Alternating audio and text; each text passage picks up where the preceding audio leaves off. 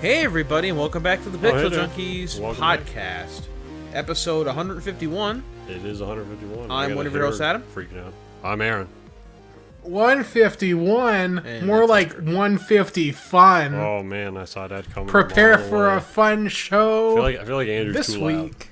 Loud. Hang on, let me turn it down a minute. Okay. Make a bit of adjustment. So we're playing Owlboy because we couldn't think of whatever else to play, and this is a fun game from 2016. My shadow's not on an angle. Anyway, yeah, so what's happening this week? Well, I guess the first major story that we should talk about is we went to see Black Panther. We were talking about that kind of at the end of last week's show. We did see it, yeah. Andrew, have you seen it? No. All right, well, we'll try to avoid spoilers where we can. It's fine, I don't care. So, I thought it was pretty weird that they killed all, that literally all of Africa was wiped out in that movie. Yeah. No. That was pretty racist how they did that. It was weird. And at the end, it turned out... What I thought was really weird was that it seemed like they were going to have all the cast be black people, but it was just white people in blackface. It was really weird and really obvious. They got, like, Mickey Rooney back and everything. It was an odd artistic decision.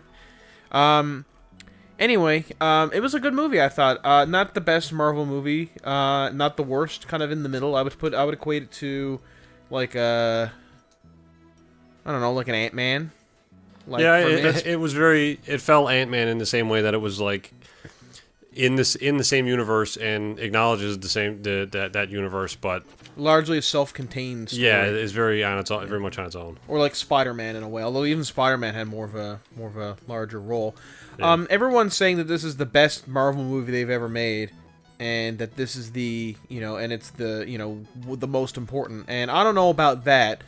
I don't really want to get into the what this movie says about race relations across the world and about colonialization of Africa and colonization of the world and white guilt and all that. I don't want to get into that because I'm not. Yeah. Frankly, I don't have the background or education to talk about. But Adam, this ultra-nationalistic anti-immigration leader is super progressive.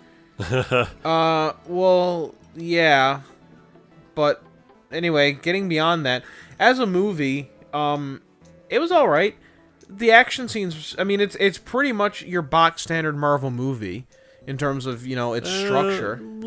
Yeah, I mean, yeah, it's very much a lot like the other Marvel movies in the formula. I think this is a lot more about T'Challa as a character than the Black Panther.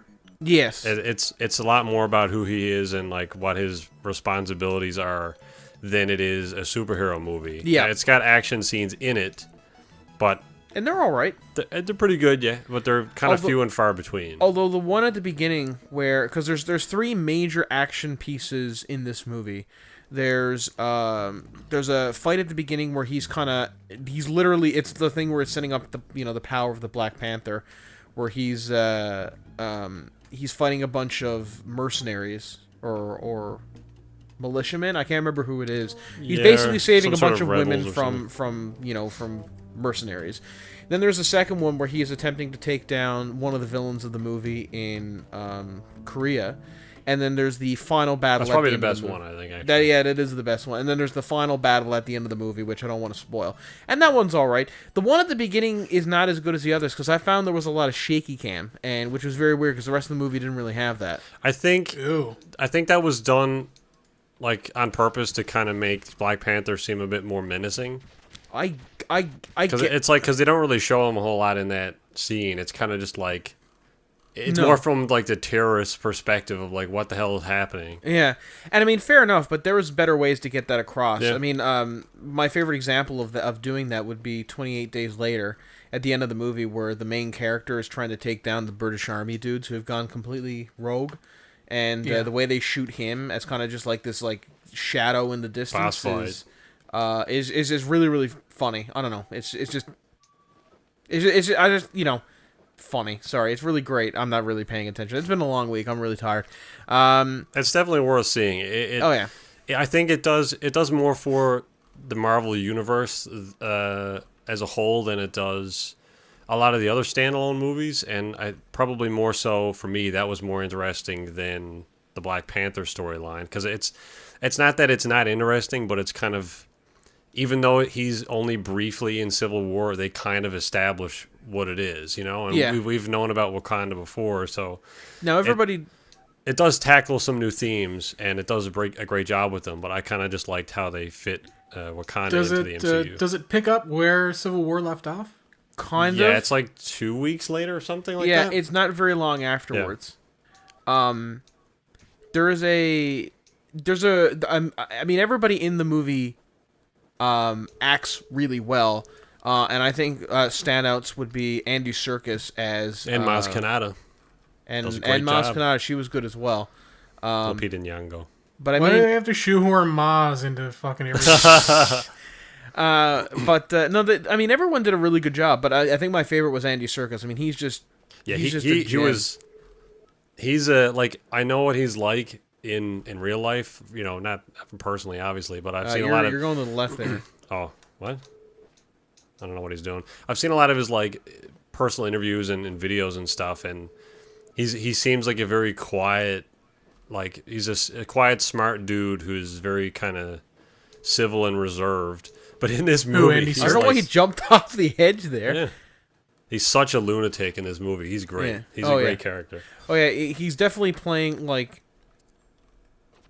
I don't know, like he's definitely playing more not even the Joker, because he doesn't even have a plan. It's more like he's just out of his mind. Yeah. Like, definitely the most out of his mind a villain has ever been in one of these Marvel movies. And one of the better Marvel villains, I think.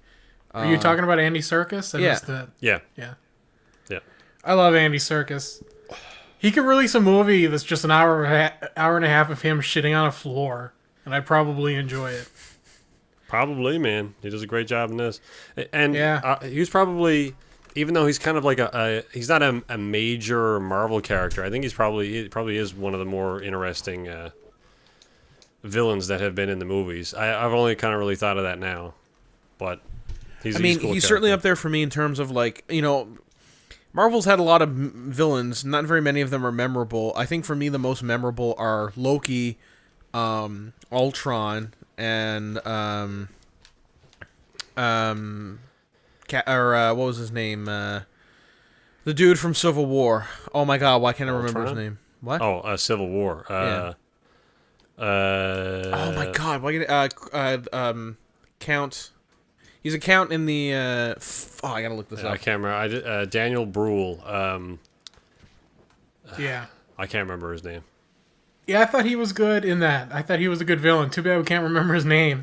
Maybe not. A super memorable villain, but I thought it was different enough to be interesting. Yeah, it definitely changes the norm. What the hell was his name? I'm looking it up. He's the purple guy, right? Yeah. Are these blackberries? Can I take these? Yeah, you can eat them to increase your health. I don't know why do I need to pick up that guy? I don't know who that guy. Anyway, whatever. I don't know what I'm doing in this fucking game. Helmut Zemo. God damn it. Zemo, right? Zemo. Yeah. Yeah, it is Zemo. And in this, I think he's like Colonel Zemo, and he was what was the name of that country? The Sicaria? Sokovia. Sokovian Spec Ops. But he was great. I mean, overall, I mean, there's nothing super bad or anything about this movie. I liked a lot of the costumes in this were really, really cool. I think Black Panther has the best costume in the MCU, to be honest. It's I really up there. like his outfit. Although I did like the one he had in Civil War more than the one he had for this movie. Just a little bit. Does he have a different outfit for this? It's a very minor change, but there is it is there.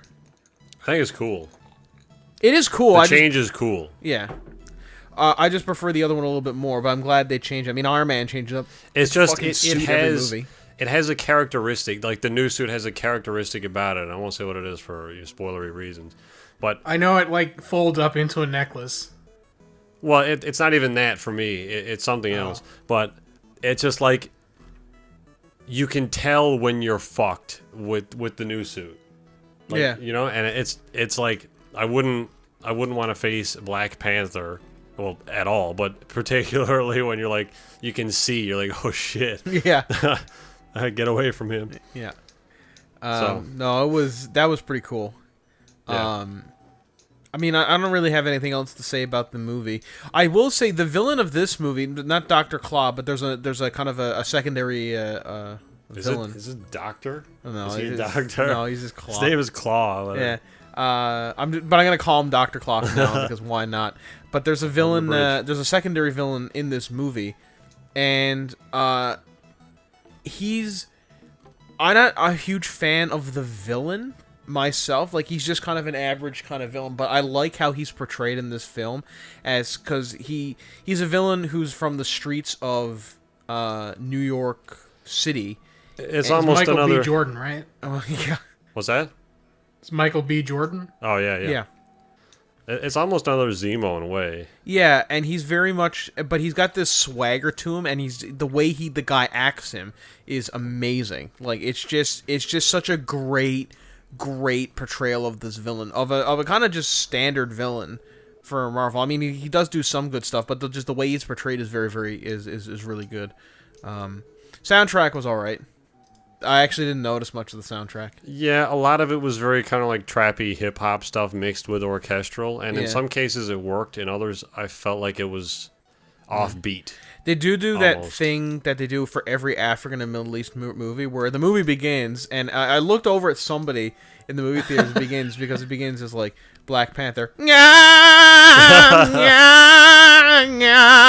it's just like, come on with this. They have all their music down there. Apparently not. I mean, I get hit by a shadow. Yeah, and that opening cinematic, I'll call it, was pretty cool too, though, because they don't spend a whole lot of time explaining the setup, and then they get onto the movie. Yeah, so but that was great. No, so I'd say definitely go see Black Panther if you're into like superhero movies at all. It's definitely worth your time. If you don't like superhero movies, this won't change your mind. No, but I think there's maybe a chance that you'll like this movie and not the other Marvel movies. Maybe. I will also say this one is probably going to be one of the more important movies to go see before Infinity War. Like, you can probably skip like Ant-Man, or I don't know why I keep calling it Ant-Man, or like Thor 2 or whatever. But you pretty much have to see this. You have to see Guardians of the Galaxy, and you have to see kind of the other Avengers movies. You know? Yeah. I really like the aesthetic of what I've seen of the movie anyway. Yeah, that's one of the better parts. Like, the costumes are great, and also like a lot of the designs in Wakanda. It's a mixture between, like African style, which is a style I really like. Lots of bright colors, and a lot of kind of very natural looking designs, and that's mixed with very modern kind of design. So there's like modern big skyscrapers that also look like big tree houses, but they're very clearly made of metal and stuff. It's really, really cool looking. They did a really good job designing the movie.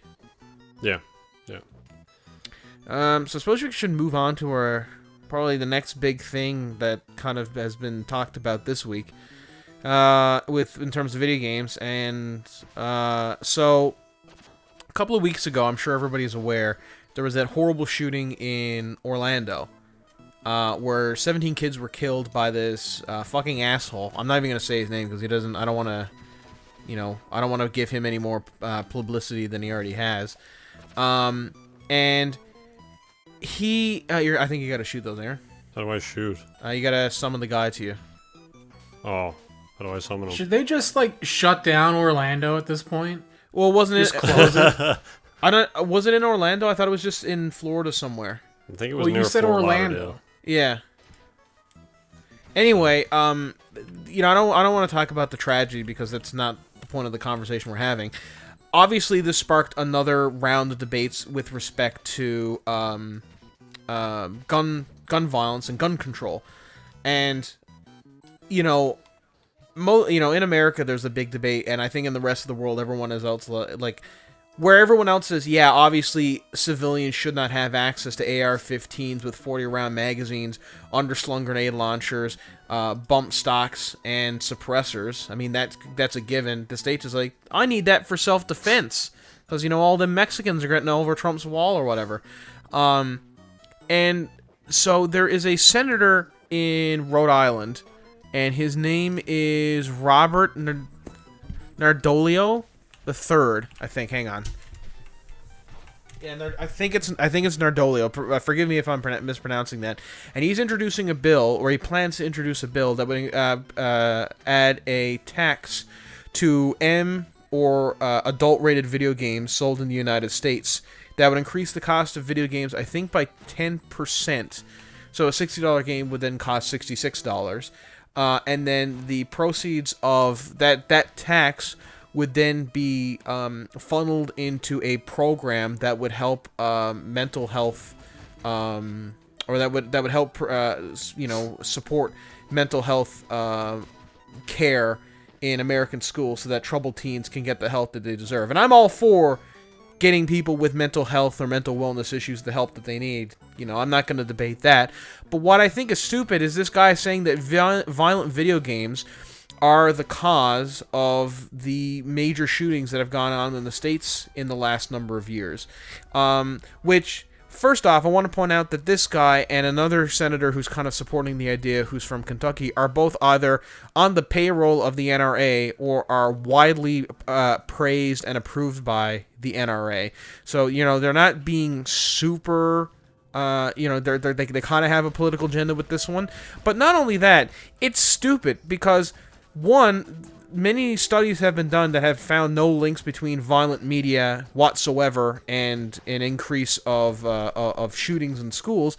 But then you also have to look at practical examples of the rest of the civilized world with respects to Canada and France and Europe and England and even some of the and all of these countries have access to the same games.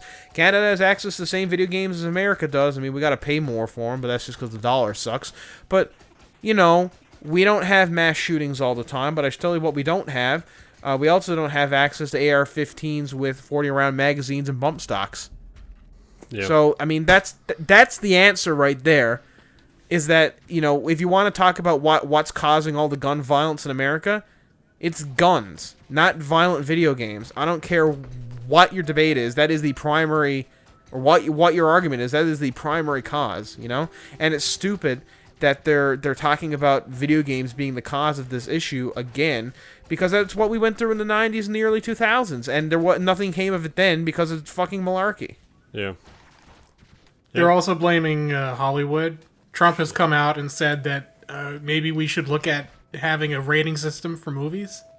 We have one. Oh man, what a brilliant idea. Yeah, we'll call it the Trump rating system, and it'll be good movies will be rated with a T for Trump, and bad movies will be rated for a H for Hillary. It'll be a bulletproof system. Pardon the pun. How do I get through this? I think you got to pick up a bomb and bring it over. Why can I throw this guy through it? So I think you got to pick up that bomb and yeah. What they need are like automated turrets inside of schools. Well, that's one of the things that they're suggesting. Is they're like, all right, here's a potential solution to this problem. Instead of attempting to eliminate all of the high-powered rifles and automatic assault weapons that are readily available and legal to buy in America, let's arm every teacher in America. But Adam, it's for hunting and self-defense. Yeah, for all those up-armored deer. Yeah. That's what Sometimes you gotta use their armor-piercing ammo to pierce their hides. I mean, I guess that's true if you're hunting rhinoceros, but I mean they're in danger, so I wouldn't really be hunting those anyway. But you just killed that guy. Whatever. But pick it up.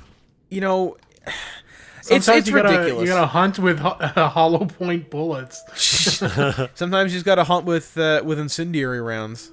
Yeah. Yeah. I mean, most reasonable people in Canada. In fact, I'd say like 99% of the population in Canada would say that. Obviously the problem is with the guns, not with anything else. If it is perfectly legal for an 18-year-old to go out and buy one of these weapons, Yeah, I mean, there's no like firearms restriction on there, right? It varies from state to state, but I know in Alabama, because I looked it up, because Alabama, of course it is. It is perfectly legal to go in and buy assault grade weapons. Weapons, semi-automatic weapons, but with large capacity magazines, with bump stocks that pretty much turns them into an automatic weapon. It's perfectly legal to buy those the day of, and you get like a very minor background check. And there's no reason a civilian would ever need that sort of weapon. It's not, unless they're planning to shoot up a school. It's not going to happen. There is no reason on earth why a civilian needs an AR-15 and a fully automatic AR-15 with a 40-round magazine. You're not hunting zombies? With that. What?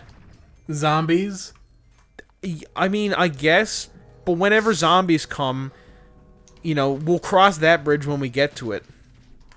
Look, when the zombies come, you're gonna wish you had an AR-15 with a 40-round mag. I mean, and incendiary rounds and hollow point rounds. When the zombies come, it's probably gonna be pretty much the same as it always is in Newfoundland. A bunch of people wandering around, not sure what to do.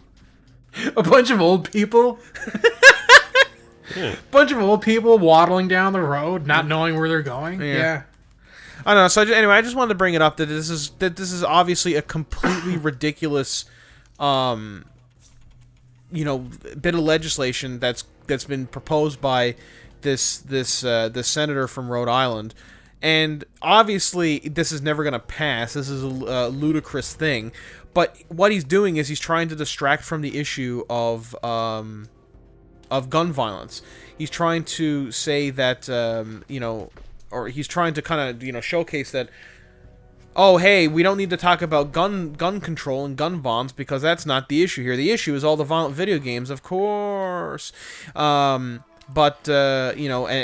so people can go on and keep buying high-powered assault weapons, and we have to pay, or people in America have to pay $6 more for Owlboy.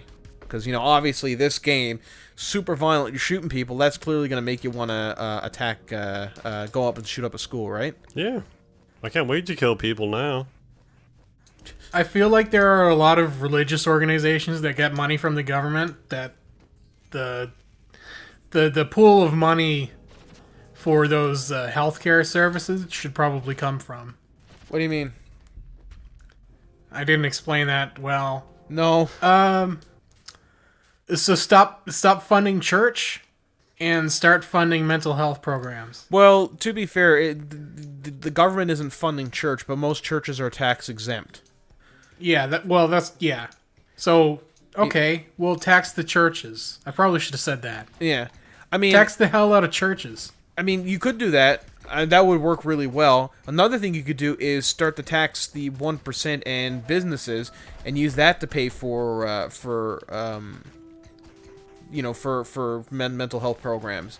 Or Adam, you could... Let's get real. That's never going to happen. No. Or you could take you could say, okay, there's going to be a... instead of putting these 10% tax on video games, you could put a 10% tax on weapons. So anytime somebody buys a weapon, 10% of the cost from that weapon goes to treat mental health. That would be a much better solution. Because what if it backfires and everyone's like, well, I was on the fence about getting a weapon, but since it's going to help some poor kid with mental health issues, I guess I'll have to go buy 6. No, and then it just increases the problem tenfold. No, it's America. They'll be like, fuck that, I'm not buying guns anymore. I was helping those people. Helping another person? I'm not doing that. This is America. I'm not helping people. This is absolutely maybe they should implement a system where every time Texas electrocutes a kid with Down syndrome, they have to put in $5 into the gun pool or the mental health pool. $45. Should say, no, just allegedly. $5. They'll have that thing paid off in like a month. Yeah, no problem. Allegedly. Maybe every time they electrocute gay kids at a Christian camp, all the money for that Christian camp that goes into that Christian camp can instead go towards mental health. Because then, according to the church's own logic, then they'll be fighting gay people. Then because it's apparently a mental disease according to them, which is horseshit. Obviously. You can call what you gotta watch out for is those gay people with AR-15s. Just hit all the buttons until he comes. Or maybe you can't do it yet. I don't know. I think you gotta grab something and bring it over to him. Hey, Aaron. Yeah. How's shit? How's Amazon? I might want to take over here and play for you for a bit. I'm boiling a sweet ass transition there, Andrew. Well, Amazon Prime is dog shit in Canada. And Aaron, I don't believe you. Give me concrete evidence as to why. Well, Adam, and it's happened on more than one occasion, but more recently, I was trying to watch Grand Prix Driver. They did a sort of a documentary series with McLaren last year about basically how they've built their car and all that sort of inside scoop on McLaren F1. And so I wanted to watch that little mini 4-episode series. It says, you go on Amazon Prime, and it says included with your Prime subscription. And you go, cool, sweet. I'll watch this tomorrow or something. So next day I get on, click on it, and when I go to play the video, it says, due to geographical restrictions, you're not allowed to view this content. So like, okay, well, why? It says included with my Prime subscription. I can't view it. So I keep trying to view the thing. Doesn't let me do it. I can't watch the video. And then it turns out, through a lot of screwing around and a rather long thread of back and forth with the guys the other day. Yeah, tell me about it. Every time I came back to my phone, there was like 50 new messages on it. Well, we determined that Amazon Prime, at least for me, I don't know what it's like for you guys if you've tried it out or not, AmazonPrime.ca does not register Prime subscriptions. If you go on there whilst you're signed in, it will say try Prime up in the corner next to the Amazon logo. And when you go to manage your account, it will say you do not have a Prime membership.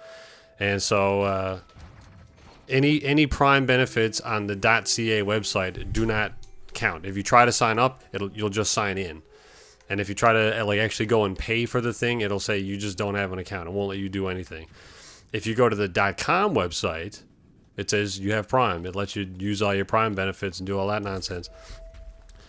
For whatever reason, that is the stupidest fucking thing that I've ever seen in my life. And not only that, if you go to the Prime Video site, a third website now, you can watch the Grand Prix Driver documentary in Canada.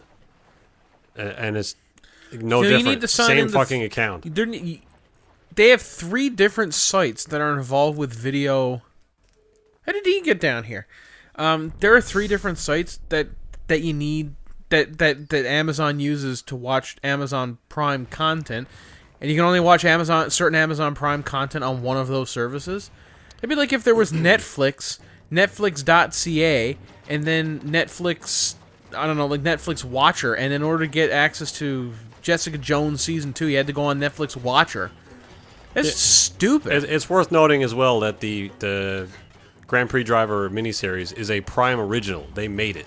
They produced the content. I would totally understand not being able to watch some content, albeit stupid, but if it's owned by another company and they're not, Amazon doesn't have the rights in Canada, whatever, for whatever reason. But this is a content Amazon made themselves, and it's not available to Prime members. And it doesn't make any sense. It seems like there's an Amazon Prime subscription for if you want to ship stuff to you. There's a Prime membership for video. What? Try tackling him. Oh. Is that what? I don't know what. I thought it was just really difficult. Oh, you gotta get the armor off him. And there's a Prime subscription for Amazon, for Twitch.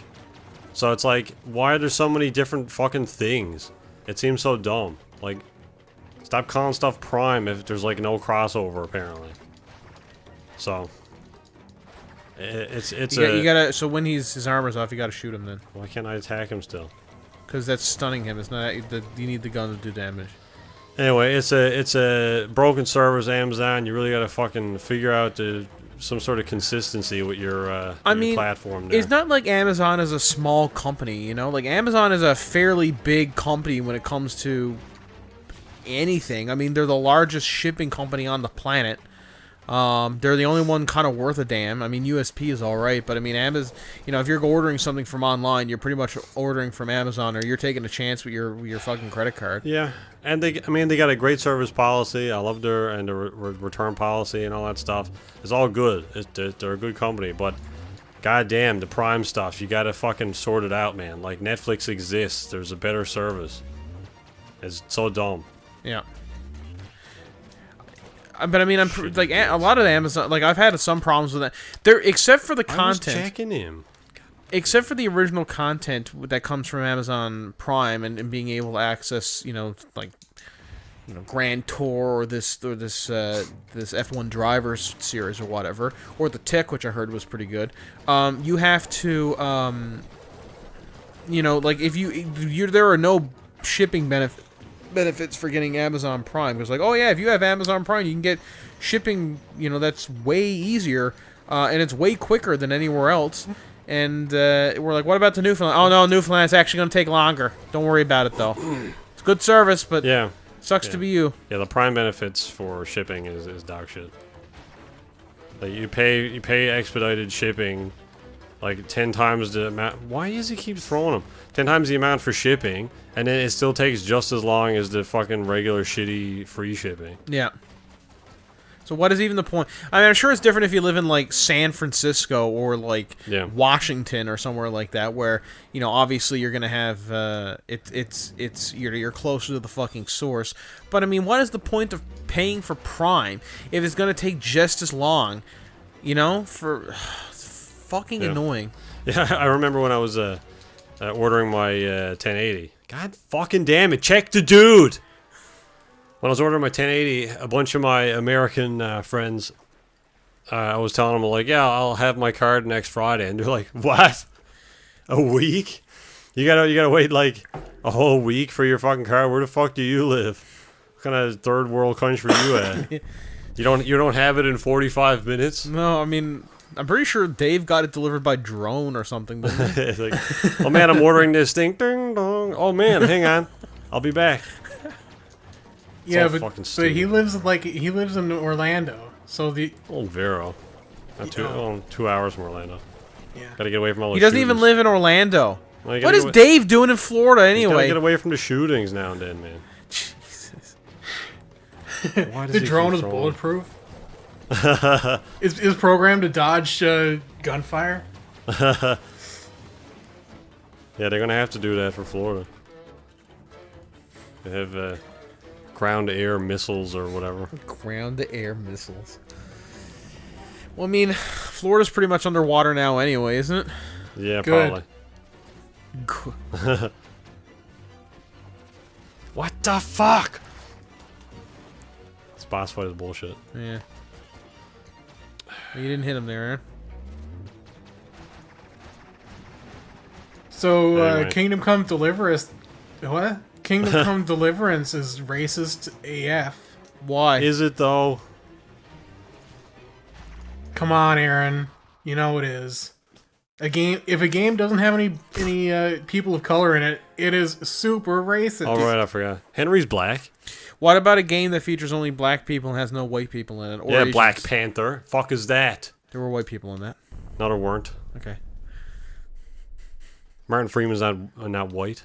It's only racist if it's only white people. So what is the argument here? I'm not really up to speed on what the argument is. Can you explain this to me, Andrew? So you know what Kingdom Come Deliverance is? Yeah, we played it last week. So it's a historic. Well, it strives for historical accuracy. Yeah, I thought it was more of a simulator than an RPG. Well, yeah. I would call it more of an RPG than a sim, but I get what you're saying. But it's definitely more of a sim than, like, Skyrim, or even, like... Oh, yeah. Like Assassin's Creed. It aims to be as historically accurate as possible, and during the creation of the game, more or less. People behind it, Warhorse Studios, which is a Czech-based studio, they did their research, and they didn't find that there was any real evidence that there would be people of color in this area, because it's 15th century it's the 1400s, Bohemia, and it's Europe.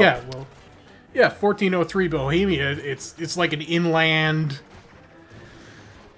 area that has no real trading posts in it, and it's nowhere near the Silk Road either. So it's like, I mean, the only way for a black... with my limited knowledge of the history of the region, the only possible way that a black person would end up in Bohemia would be via the Ottoman Empire, because the Ottoman Empire, there was there was, contact between the Ottomans and Bohemia. And by contact, I mean the Ottomans tended to invade, and they might have brought black people up, via that were there from the Silk, they got there from the Silk Road or just came up from Africa or whatever. But I mean, that would have been a very, very, very, very, very, very, very rare occurrence. Right. And the game does have it does have Cumans, so they were Turkish. So they're not white people. No, they're Middle Eastern. I guess this whole argument is kind of based on having a black guy in it. But that seems, but that doesn't. But it's not meant. It's not supposed to be an all-inclusive game. It's supposed to be a very accurate portrayal of what the time was like. And the time was. I mean, that'd be like saying, "Oh, there's no black people in this Japanese, Shogun era game." I'm like, Yakuza. Are the Yakuza games racist for only having Japanese people in them? No, because it takes place in Japan, doesn't it? Yeah. Yeah. Well, there you go. In fact, I'd say the Yakuza games are probably more racist than this game, because in modern day Japan, you're likely to find a few white people and black people. Yeah. But nobody cares. Is this actually a debate? That's the game they chose to make, so, screw off. Yeah. It's dumb. Even if they decided, maybe, sure, you could include a couple of black people and it would still be historically accurate under that pretense, but then still decided to not do it. Doesn't matter. Who cares? This is what they wanted to make, and they made it, so it shouldn't make a difference. Something being strictly one thing doesn't automatically make you against everything else that you didn't include. Not having black people in your game doesn't make you racist. It's such a stupid argument to me. I feel like the whole thing is a backlash against the creator. What's his name? Varvra? Daniel or something like that? Yeah. His last name. I think it's Varvra. Yeah. But he associated himself with the whole Gamergate thing because he doesn't believe that censorship really belongs in any sort of art form that he would like to create anyway. So, I mean, say what you will about Gamergate, there are obviously some really awful people associated with that. Sorry. But there's also a message to be heard, I think, as well, in the sense that over censorship, over politically correctness for the sake of not wanting to hurt people's feelings or whatever. This is reverse censorship. This is censorship in the other direction. It's you do this thing. No, I don't want to do it. This is my game. Yeah. You make your own game. I mean, I don't want to... personally, I don't want to comment about whether or not, I don't want to comment on Gamergate or if, what the positives and negatives behind that whole kerfluffle was, because I don't really know a lot about it. I don't even know what it was. But I will say, I think it's on the one hand, you kind of know as a at least I do, and on a lot of the writers that I talk to, when you're writing something and you're being an asshole about it, saying that you're hiding behind saying, you can say, "Oh, freedom of speech," and I can write whatever I want. That's absolutely true. You can write whatever you want and it can be as however you want to write it, that can be fine, but you're still being an asshole about it, and that doesn't mean there aren't going to be repercussions for what you're writing.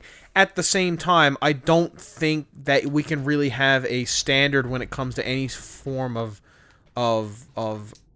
art to say what is and what isn't allowed. I think you have to take everything on a case-by-case basis, I don't think saying what is and what isn't allowed in anything should ever come into play with anything ever.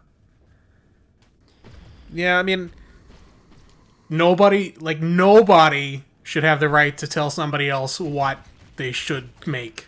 Oh yeah. No. I'm not saying that. What I'm saying is, say somebody wants to write a sequel to unless it's like child porn or something, and then in that case, just shoot that guy. Well, yeah, I mean that's and that's the problem with having a debate like this, because then people will be like, well, what about child porn? I'm like, that's not That's not the point. I mean, you're taking it to an immediate extreme, and you're not allowing us to have a decent debate about this. I mean, this is just me personally. I'm not trying to impose my views on anybody or on this channel. If you believe differently at home viewers, then, good for you. But personally, I think you should be able to write whatever you want, but just because you're able to write whatever you want doesn't mean that that's consequence-free, and people can still say that's not to my taste. At the same time, if something isn't to your taste, for the most part, don't consume it. Don't, if for example, what's a good example? There's a lot of stuff out there that has a clearly right-wing, well, no, I guess with your fucking child porn. There's a lot of stuff out there that has a clearly right-wing bias when it, socially. So there's a lot of stuff that's very clearly bigoted or biased against, gay people or immigrants or what have you, and I don't consume it because I don't really like that message personally, and I don't. You could say like, oh, you need to go on there and and fight and explain to them why they're wrong, but the chances are you're not going to explain it. You're just going to drag yourself into an argument that you're never going to win because they're never going to want to believe or listen to what you have to say. It's two closed-minded people having a conversation at each other as opposed to a debate against each other. So, just don't consume it. If it's not to your taste, don't consume it. Like that game. What was that game that came out about the dude who would go around and shoot up schools and stuff? It was like the twin stick shooter. Was it Hatred? Was it? It's Hatred. Yeah. Yeah. It wasn't about a dude that would go around and shoot up schools. It was what? It was just about a dude that snaps and goes on a murder spree. Oh, okay. I thought specifically he went after a school. But no. Anyway, regardless, no, it's like the old Postal games. Oh. Well, I mean, regardless, that's not the kind of game that I'm really interested in because I don't really have a massive interest in shooting up like civilians for no good reason. But I didn't consume it. I didn't want to go on and say, oh, this game is VAW or whatever. I mean, I'm going to keep my opinion to myself on that one, although I'm sharing it right now because it's coming up. Not to my taste. I certainly think that the guy when he wrote the article, or when he made the game, I think he knew exactly what he was doing. And more power to him for that, I guess, but I still think that the game isn't a particularly nice one, and I certainly don't think it's I don't know, it's just not for me, but at the same time, I shouldn't be, saying that it isn't right for everyone, is the point that I'm trying to make. Did that make sense? Yeah. Sure, but I don't know why this has to be a debate every single time something comes up. Like, no, it shouldn't be. It's dumb. It's a non-issue. Get over it. If you don't like the thing, move on. It doesn't make it instantly racist if it's about a particular thing or conveys a particular message. I mean, people write stories about murder all the time. That doesn't make the writers murderers. So it's like, it's dumb that if you make something that's trying to be historically accurate, the writer of this game, going back to Kingdom Come, the writers even talked about having historians on their staff about whether or not black people or people of other races and cultures should be in the game. It was a thought. It wasn't like they forgot about it or they just didn't do it. It was a topic of discussion at some point, and they decided against it. So, I mean, respect their decision creatively. There was an article that came out that did cite another historian that this guy drummed up out of somewhere. Yeah. And he claimed that there would be a chance that there would be some people of color in this area at the time.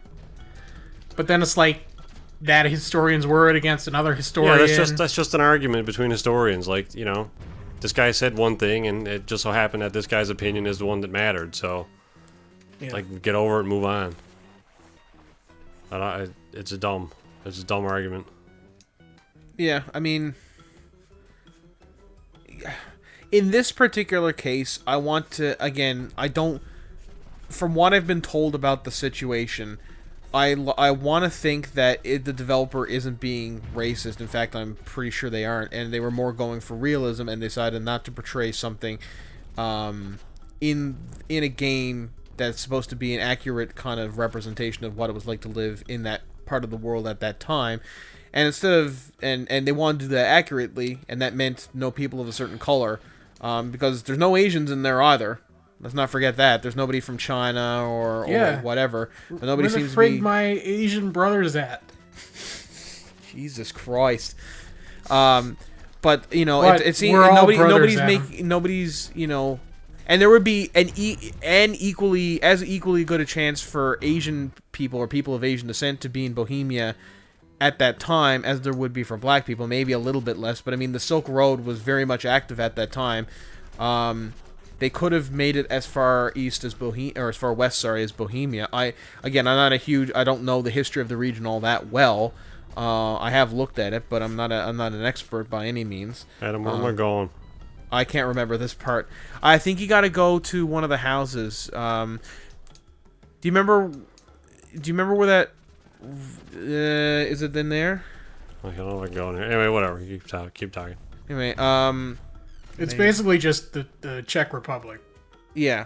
Bohemia. Oh yeah, I know where it is. I'm just saying I don't know the history. That at least that particular part of history, I'm more familiar with the Holy Roman and Austro-Hungarian Empire that kind of came later during the Renaissance and Reformation period. How's he killing me through walls there? That's stupid. So anyway, yeah, I don't know. In this particular case, I don't think the developer is being racist. But you know, that's just my opinion. You know. Yeah, and you're racist because of it, Probably. Filthy racist. I have been accused of being racist. For what? Somebody at university a long time ago accused me of... He's white, Andrew. Have you not seen You're him? the least racist person I've ever met, Adam. Really? Yes. Well, except maybe I do hate Rory. white people. I don't know too much about Rory's political beliefs because he keeps it to himself. Yeah, and that's why I think Rory's the least racist person, because he just keeps all that shit to himself. It's probably good at a podcast from that to the end. I think the game is a bit broken here. Yeah. She's borked. Anyway, you know, but I guess the main point I'm trying to make is, in this particular case, the developer isn't being racist, and in the broad spectrum, don't consume media if you don't particularly approve of it. And you kind of got to take each case as a case-by-case basis. So, like, what might be acceptable to me, like, I don't think this is racist in this particular case. I'm in a different sort of case. I'd be like, no, I think that's being racist. But again, that's a case-by-case basis. You can't, because it's media, and you got to kind of take everything as it comes. Anyway, let's move on. I mean, if something is obviously racist, then yeah. If the game's like, fuck the Jews, then yeah, maybe get angry at something like that. Although, even that, I mean, no, I don't want to get into that debate. Let's move on.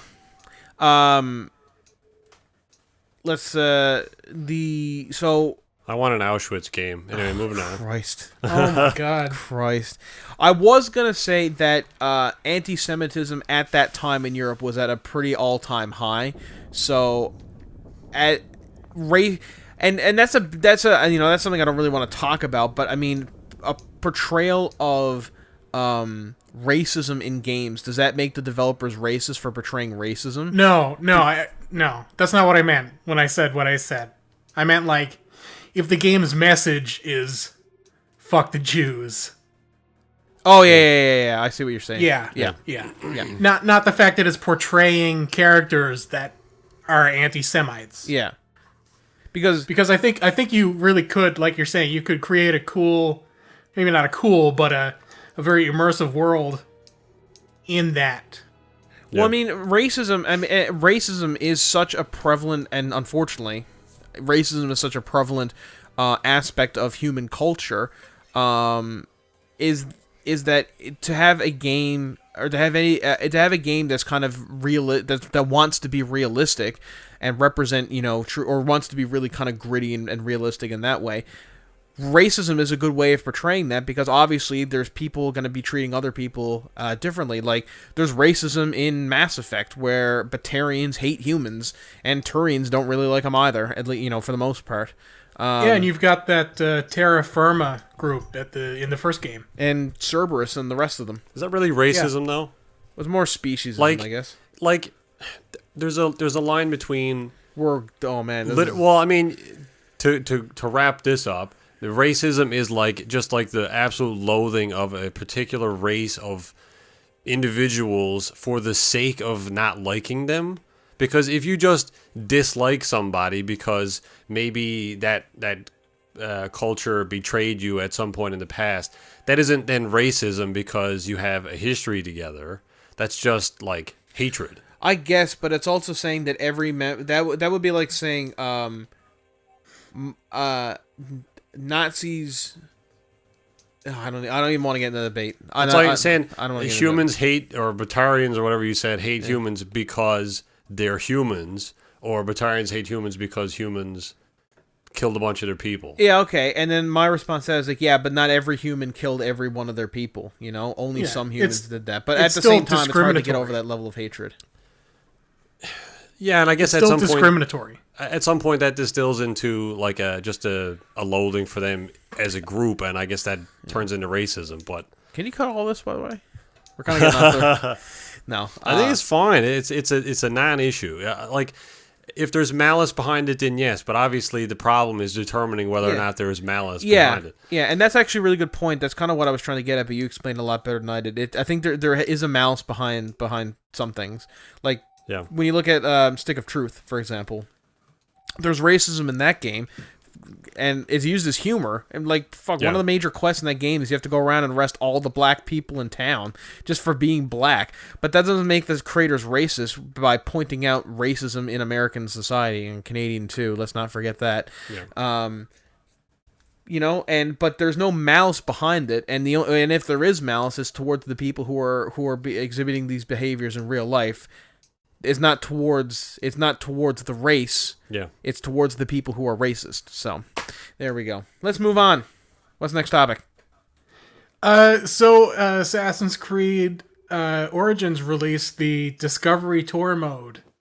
Yeah, I heard. What the hell is that? I heard about this. You can go in and explore like ancient ruins or something in the game. Yeah, so it's like a guided tour of the game. There's no combat or anything. So and this thing it's Assassin's Creed Origins. It's kind of meant as an educational thing. So it takes you around the ancient Europe game world, and just kind of, like I said, it gives you a guided tour of the history. That was Origins, you said? Yeah. That's actually kind of cool. I like that, and it'd be cool to do it for some of the other games too, like Renaissance Rome or Revolutionary France. You know? Yeah. I'd be interested to see how that works. Is it just like run around as the main character, and then there's little bubbles of information that pop up at certain areas, or is it like cutscenes? I haven't really tried it. I know you're not playing as Bayek. I think you can switch up your characters.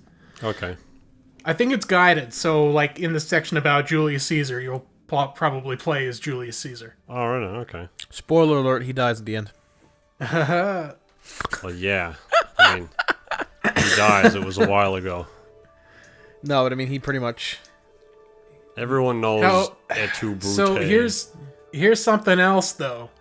They've censored a lot of it. Censored the tour mode? Yeah. What? So all the statues that are nude now are not nude. Is this supposed to be like a classroom thing? Like, is this meant to be like an educational tool? I think that's part of the idea behind it. I mean, then that I guess I can kind of understand, because parents do kick up a stink anytime there's nudity. So are they normally not censored in the actual game? It's just in tour mode? Yeah. And so does the tour mode have a different ESRB rating or anything? Yeah, you're right, actually. So the tour mode can exist as its own standalone thing, and it's rated T as opposed to M, like the base game. That's probably part of the reason. I guess. I don't really see statue nudity as like graphic hardcore it's dumb. Fucking sex. It's dumb, yeah. Well, I mean, there was an really brilliant episode of The Simpsons about that, where Marge successfully lobbied the makers of Itchy and Scratchy to tone down the violence in their cartoon. On the floor? And then when Michelangelo's David was on tour, the members of the group that she had created, that was against, depictions of lewd or graphic content for children, they wanted to censor Michelangelo's David and put pants on him so that you wouldn't be able to see his penis. And Marge was like, "No, this is fine art. There's no need to censor this." And that was the whole kind of debate that came about. I think that the kids are gonna. Well, first off, it's ridiculous to. I mean, kids are gonna be seeing nudity anyway.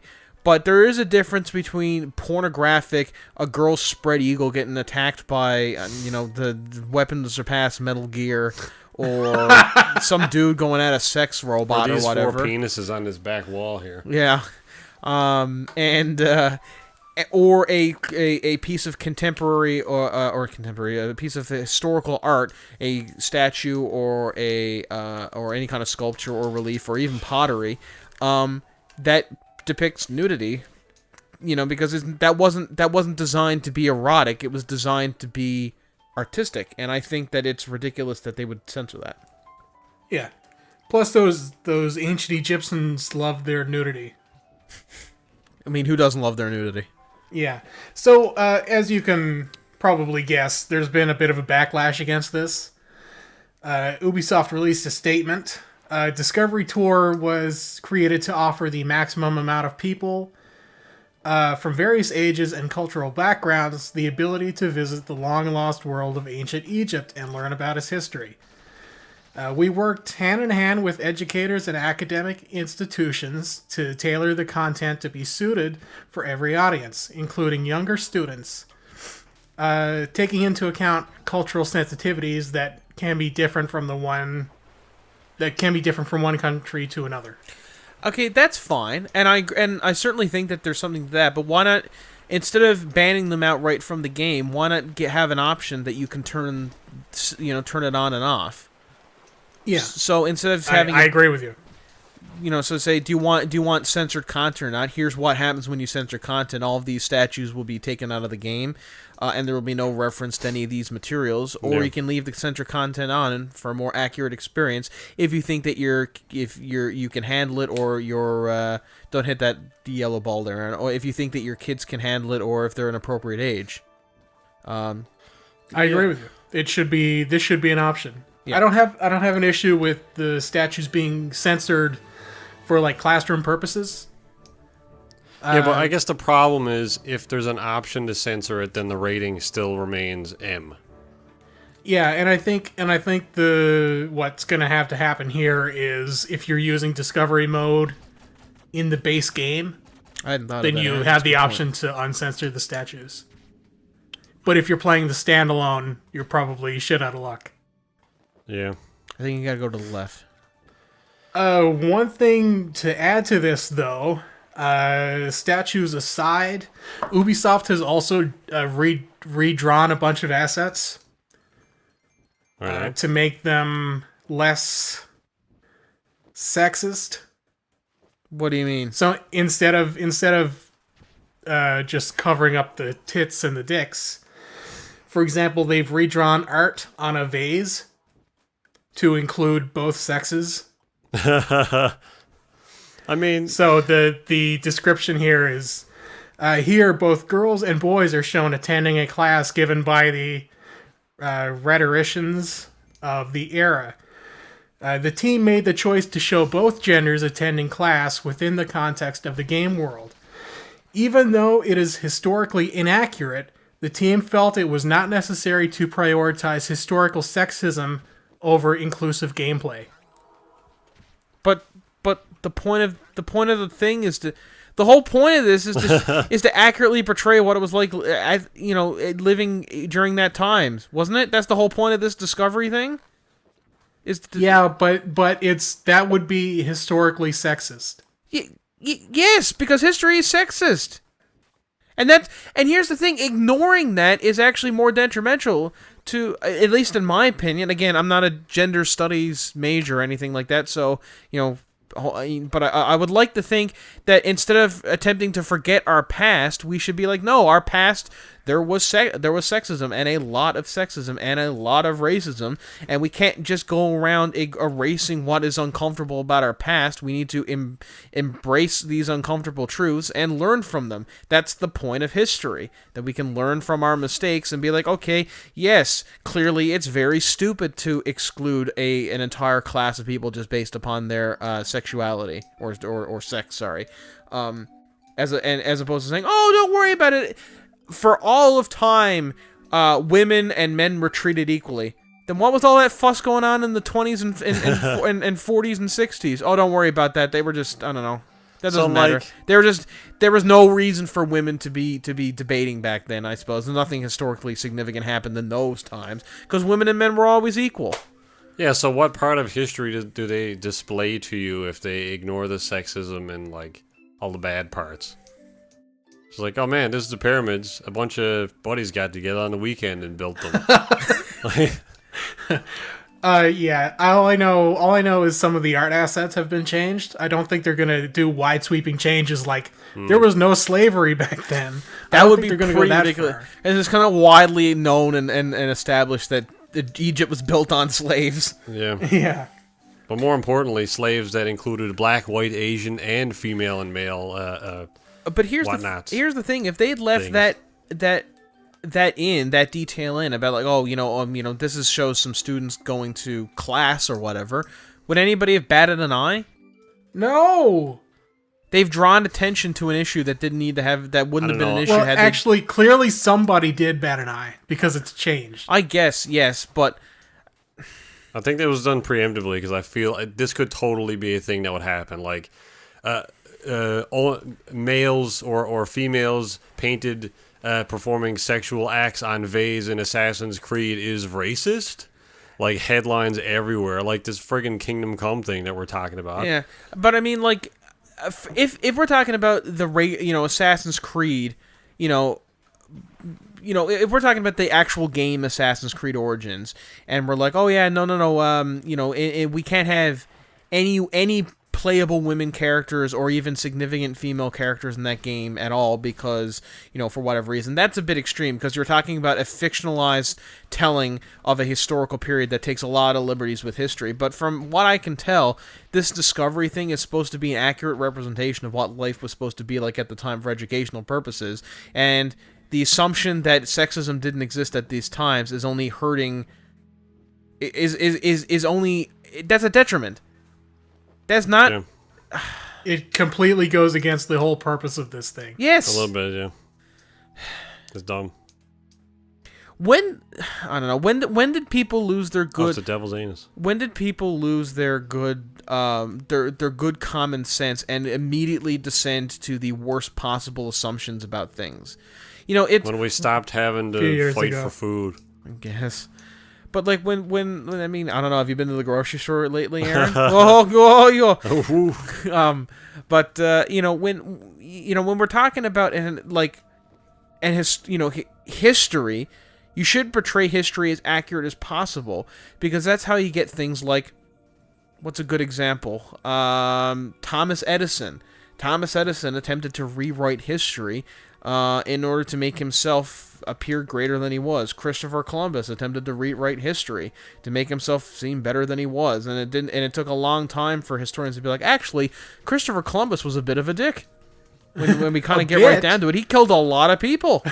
he was a terrible monster. Yeah, Christopher Columbus. Yeah, so I don't know why are we even having this talk for? Christopher Columbus was a fucking asshole, but by this game's logic, we can't depict Christopher Columbus being an asshole because we don't want to promote racism. But that's the whole point.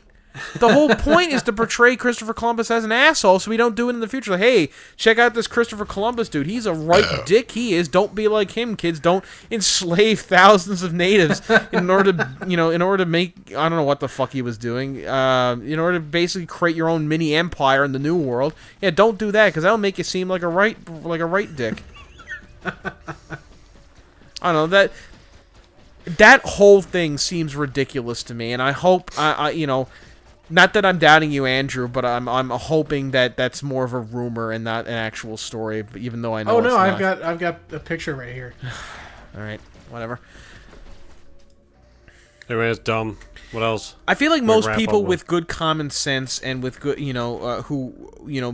most good common sense people would look at that situation, with the historical artwork and say, oh yeah, no, that's fine. That's how it's represented in history. Yeah. Again, because we're not saying, by portraying the artwork saying, oh, women can't go to school. That's not what we're saying at all. What we're saying is that back in these days, women couldn't go to school because of whatever policies they had at the time. That's kind of awful. Yeah. Anyway. It's stupid. Yes. History is history. Leave it alone. Yeah. Well, what else can we wrap up on? Who was that famous...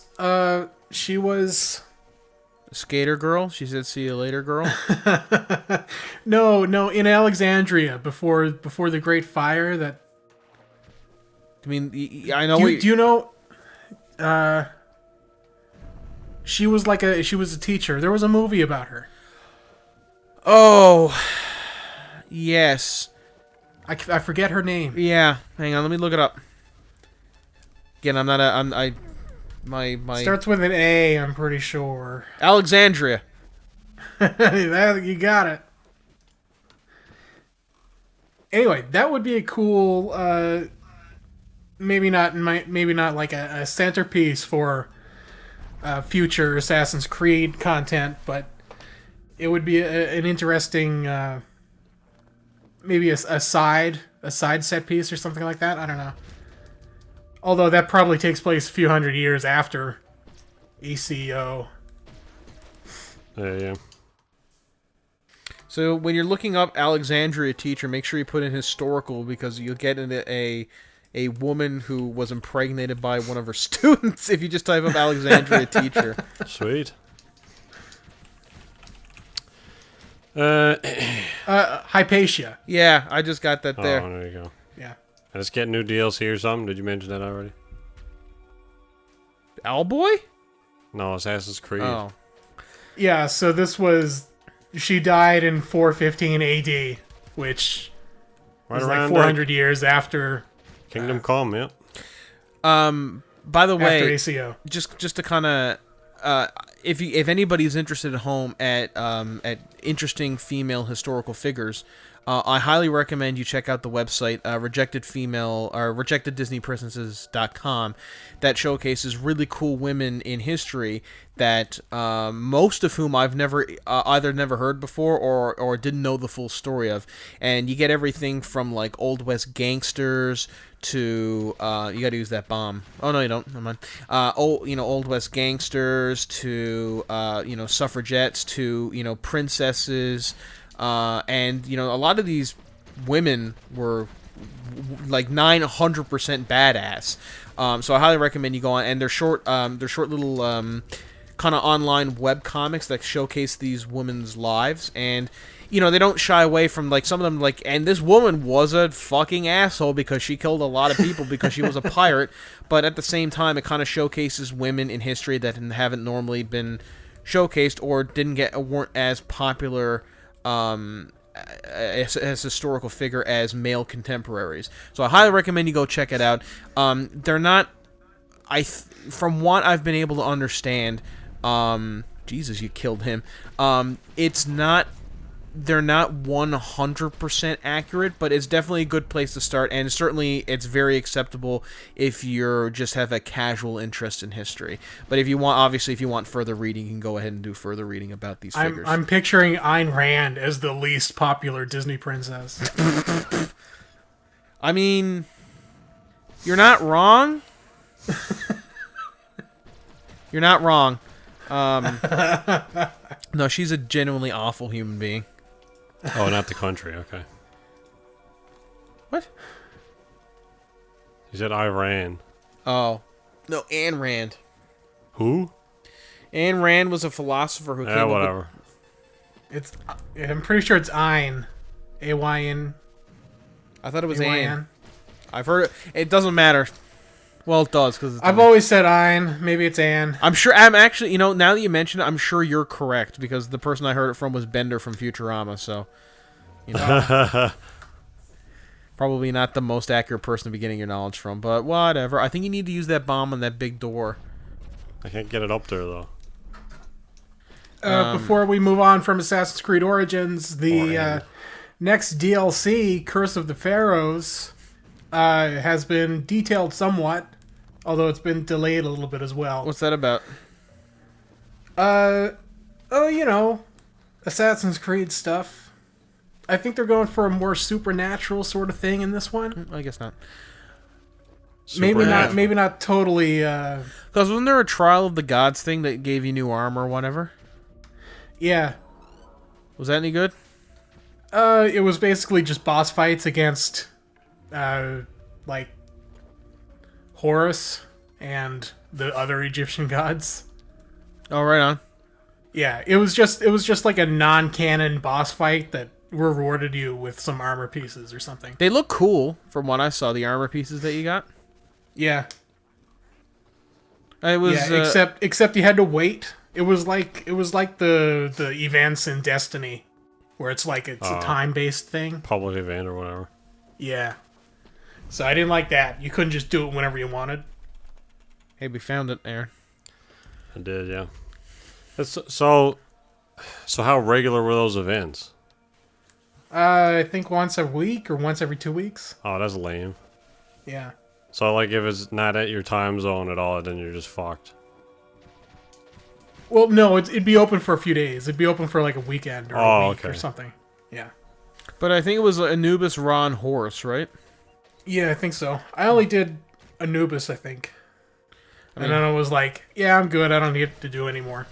Again, for those who are interested, I highly recommend you look up some stuff about ancient Egyptian mythology, because it's really, really, really fascinating. Every god has there's no like good or evil god. There's kind of like, I think the only evil kind of entity is the overarching kind of like chaos of the universe, and all of the gods are beings of order, even if they're kind of just like, even if these are like shitty individual gods, they're not as bad as kind of like the, chaos, the general thing of chaos. It's been a while since I read into it. It was a couple years ago in university, but I remember liking it a lot. It was very, very interesting, very different from Greek mythology in terms of what they believed in and stuff. And also, there is a shit ton of Egyptian gods. There's like 50 of them. Yeah. There's so fucking many of them. Yeah, if God of War didn't move on to Norse mythology, I think Egyptian mythology would have been a really interesting way to go as well. Yeah, or even Mesopotamian. That would have been cool too. Yeah. Mesopotamia has some cool gods too. Anything else? The original. Oh, sorry. Go ahead. No, you should finish because I was going to move on. Oh, the original ending to the original God of War 3. I don't know if I've ever told you this. I'm sure I have, but the original plan for God of War 3 was to have you kill Zeus at the very beginning. Okay. And then when he dies, when you kill all the Greek gods at the beginning of the game, all these other gods from other various creeds come in, and they're like, oh, all the Greek gods are dead. Let's take over this. Interesting. So you've got Egyptian gods, and you've got Norse gods, you've got all these other things, right? And Kratos is like, well, fuck this. And so the game is you battling all these other gods. And as you're killing them, as you're fighting them, the world starts collapsing. That's something that was taken and actually implemented into God of War 3. The world stops collapsing and everybody stops believing in the gods. Oh, okay. Oh, so that kind of explains what that kind of, I guess, what happens and explains why a lot of those ancient beliefs died out, right? Yeah, exactly. It's interesting. So the god's power comes from belief. Humanity's belief in them. One cool moment that was described was you killing the Sphinx. Oh. And when you kill the Sphinx, it turns into stone, and that's where the Sphinx is right now. Oh, that's like cool. In modern day. Yeah. And so at the end of the game, after you've killed all the gods, that signifies the death of all the old religions. And the very end of the game would be you playing as one of the three wise men walking towards the star. That's cool. I like that. Yeah, and that signifies the start of the new age of religion. Although I would absolutely love to see like Joseph and Mary being like, all right, and here come the three wise men. And who's this gray man with the tattoos and the chains and the swords coming at us? Oh shit! And just see Kratos come in and like kill Jesus in the crib, like no, like burn down Bethlehem. Like that would upset a lot of people. Yeah, Kratos versus Baby Jesus. You got a curb stomp Baby Jesus? Jesus Christ. No, I always liked that story. That was David Jaffe's idea. Oh, cool. The creator of God of War. Oh, okay. Or one of the creators.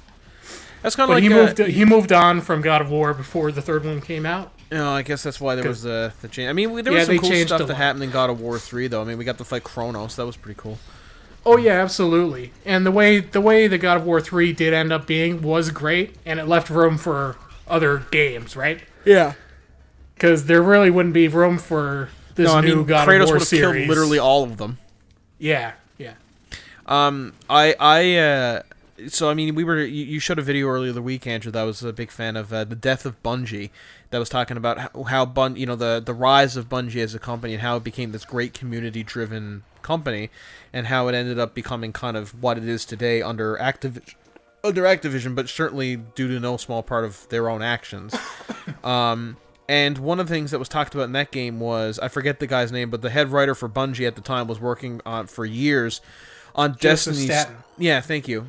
He was working for years on Destiny's story, and then he had to rewrite the whole thing in like 3 months because the higher ups at both Bungie and Activision didn't like the original story. So I think they ended up rewriting a large portion of it, and he ended up leaving shortly after that.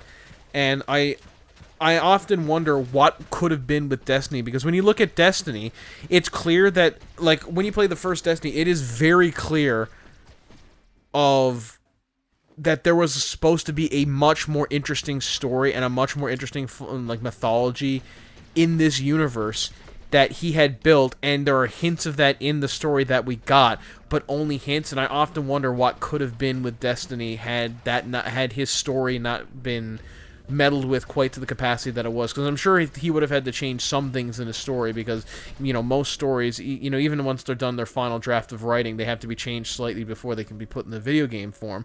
But I often wonder, what would have happened, what story could we have gotten? Yeah it definitely feels like something was changed with Destiny. You got to bring that cloud to there, Aaron. Oh. Anyway, is there any other topics on the topic list before we move on? Hey, Adam. Yep. Do you like Metal Gear? I like Metal Gear Solid 5. That was a great game. Oh, so are you super stoked for Metal Gear Survive? Oh yeah, I'm really looking forward to Hideo Kojima's new game. Yeah, this is the one with Mads Mikkelsen in it, right, and everything, right?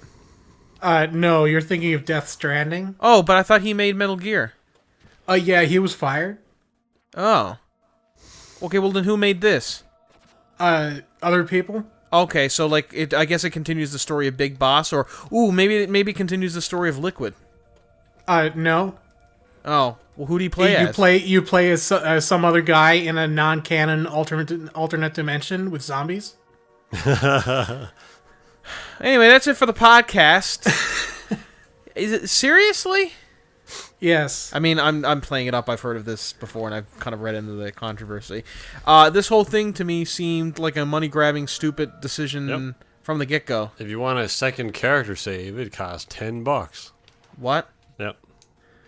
Really? So you get one save slot. If you want more than one save slot, you have to pay money. That's kind of dumb. This is the culmination of... This is where microtransaction and loot boxes go to. Everything the past few years has been leading up to this point. Don't support that practice. Just don't do it. Just no. You gotta spend $10 to get a second save file. I was thinking, I was on the job the other day, and I had some time to myself just to think when I was just doing some routine work. And I was thinking to myself, how could the video game industry get any scummier? And I was trying to kind of forecast how what would happen in the what the video game company industry could do in the future that could be scummier than what it's currently doing. And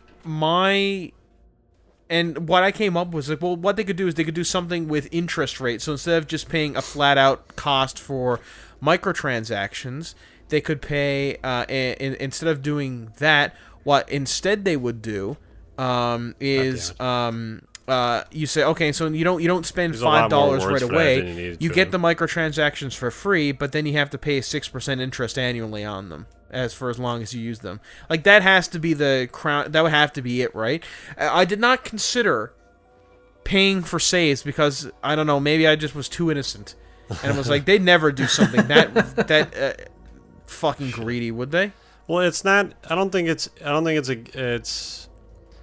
not out of the question for some games, particularly online games, to limit the number of character slots or potentially sell character slots. I think other games have done that before this. Yeah, but I'm assuming that if that was the case, then they would be free-to-play games, and that's how they make some of their money. I'm assuming that Metal Gear Survive is a $60 game. Or I think it's a $40 game. Regardless, paying $10 for a second save slot, that's... No. Just a no. Yeah, it's I don't know. What is happening to this industry? A lot of bad things. You know, for every, because I mean, like, you know, I don't want to be one of those people like, oh, the video game industry is ruined because games like Owlboy exist, which are very, very fun, good games. But you know, for certainly when it comes to AAA games, it seems like they're trying to one up each other in terms of scumminess. Like the last year or so has just been really, really terrible. Yeah. Fuck. Well, I mean, you know, some games, some game costs a lot to make, and you know, that's not to justify a lot of the excuses that some kind of scummy developers come up with, but.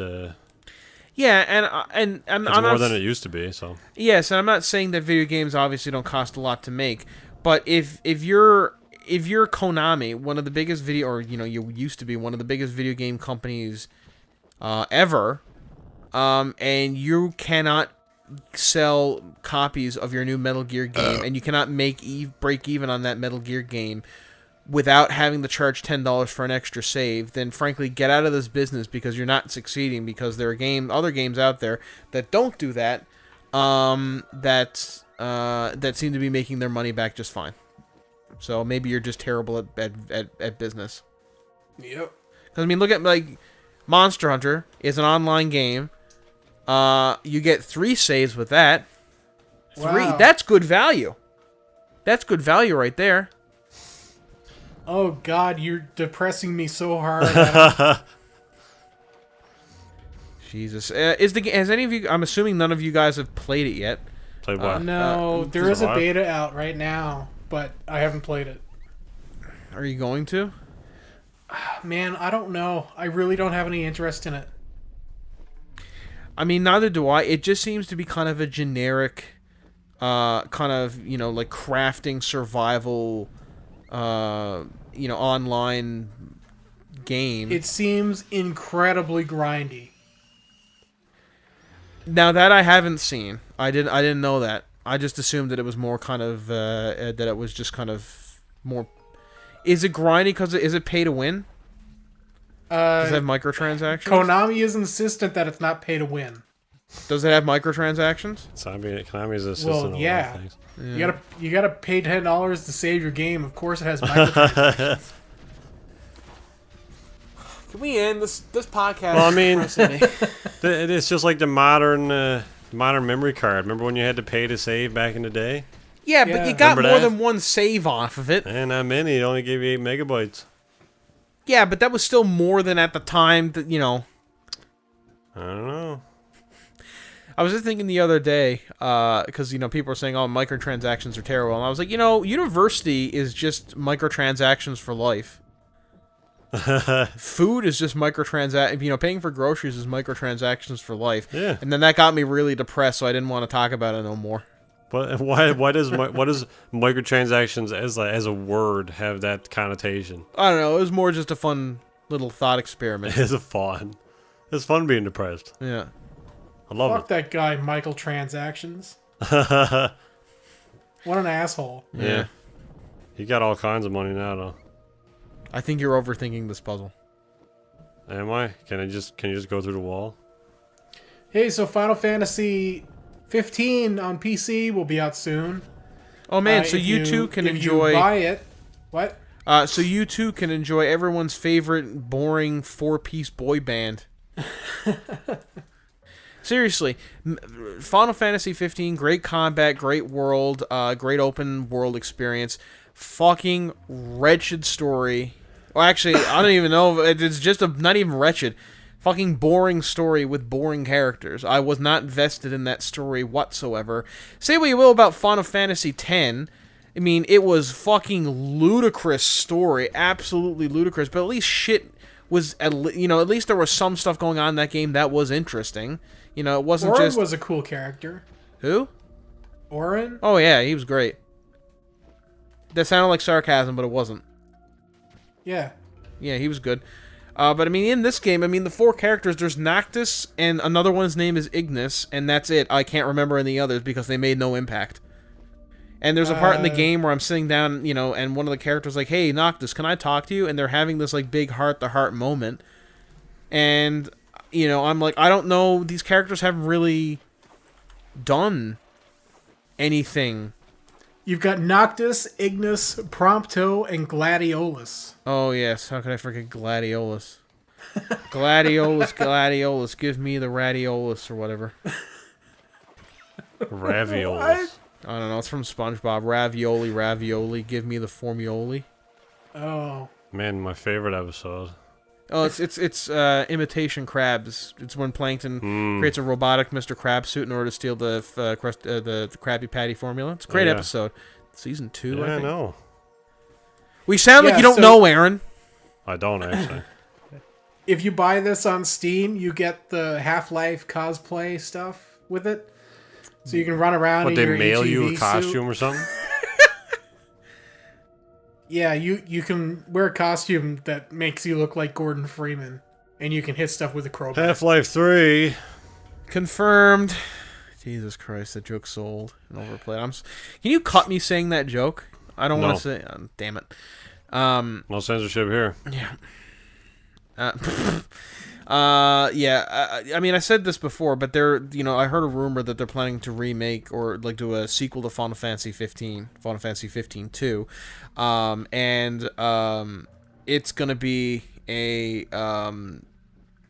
Paracas. I think it's gonna be an all. One of the rumors that it was an all-female cast, and that I'm not making it a sexist thing, but I certainly think that if you take the Final Fantasy 15 gameplay and world and stick a decent story with decent characters on that, you got yourself a winning game right there. Because as it was, Final Fantasy 15, the characters were extremely boring and the story was extremely boring, and I don't know how that's fucking possible in a game that took 10 fucking years to make. Fucking nobody wanted to workshop the story a little bit. Nobody wanted to look at Noctis that maybe we want to design a character who's a bit more interesting than this. I mean, at least, say what you will about Titus and his fucking ludicrous fucking character design. At least he was sporting a yellow lederhosen short onesie number that had fucking, what is it? Netting on one arm and one short pant longer than the other. At least he was interesting to look at. Noctis is just some Korean boy band singer in a dark suit. I liked Lightning. Yeah, again, Lightning had an interesting design on her, but Noctis is just so boring. God damn. What am I doing, Adam? What do I gotta do here? You're trying to get that coin. That coin's an optional thing if you want to just move on, because we're gonna be cluing up soon. Yeah, whatever. The System Shock remake. Aaron, do you know about this? Well, apparently they originally built in the game. I guess if you don't know, there's a System Shock remake happening. Oh, that's cool. I shot where I went. Just anyway, Aaron, go up. What? Go up. Yeah. And go up. Keep going up. Oh. Okay, to the right. To the right. To the right. To the right. There you go. Oh, I didn't know you could go over here. I saw the wall. Anyway, it's anyway. System Shock was being ported from Unity or remade in Unity, and then they decided to port the game to Unreal 4, and I guess in the process of porting the game, the project, they said the vision for their project kind of got away from them, so they're now going on a hiatus or something to reassess the creative direction of the game and try to rein it in a bit and see what they're doing.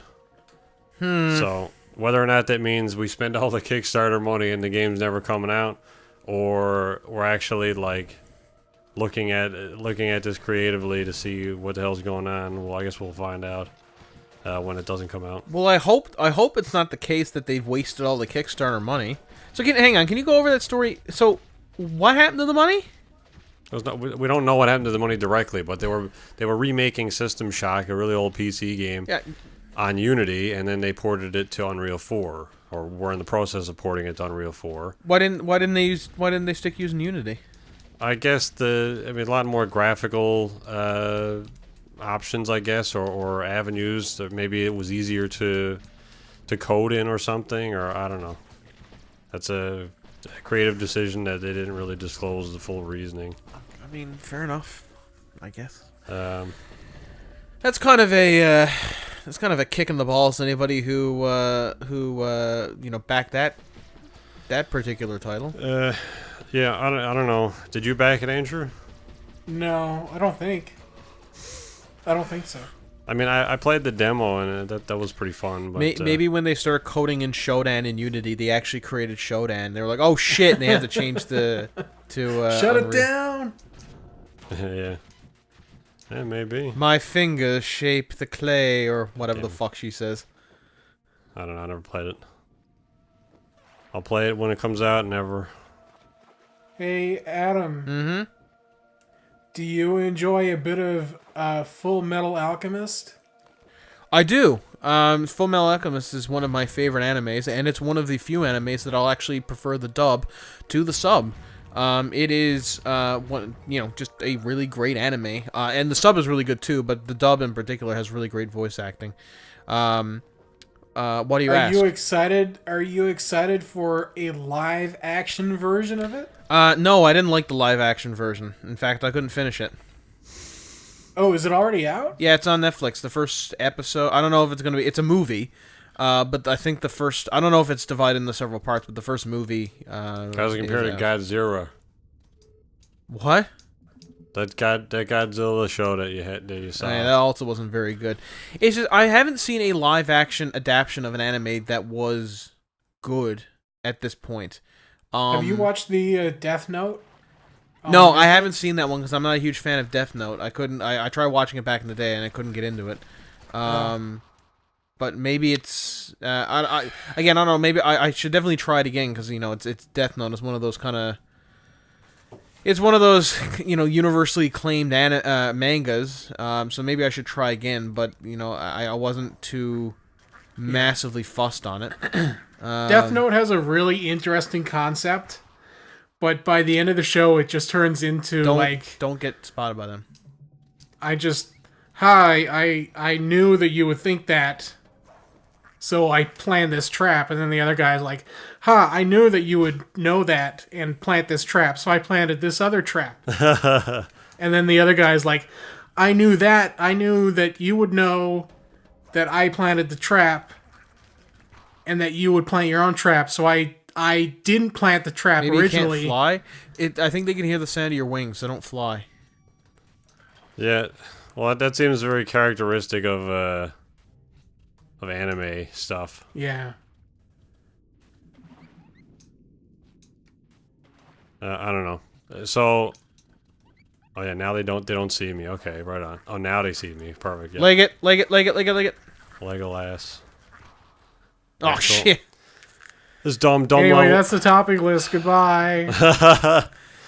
Yeah. Anyway, from what I because I watched a bit of it. I watched up to the part that kind of fucked me over in the original anime. If you're familiar with Full Metal Alchemist at all, there's a very infamous scene where the characters get assigned to a state alchemist in order to kind of complete their training, and he's trying to create a chimera, a hybrid between two organisms. And he's trying to create one that speaks English. or the human tongue. Just hire an English person, I guess. And so what he does to create this is he takes his dog, Alexander, and his daughter, Nina, I believe, and he fuses the two of them together in a horrible fucking nightmare organism to pass his exam. And that's how racist they are. They'd rather do that than just get an English guy. And it's an awful fucking scene. I mean, it's a great scene. Don't get me wrong, but it's such a horrific scene, and the anime did a really good job at portraying that. And I don't think that the live action does as good a job. I mean, the actor, I don't know who the actor is, but he did a decent enough job at it. But it's a scene that I think needed to be rewritten better for live action. They went for a more not serious. What am I trying to say? A more faithful reconstruction of that scene, where I think if they rewrote it a bit better to play out for live action, I think it would have been much to their benefit.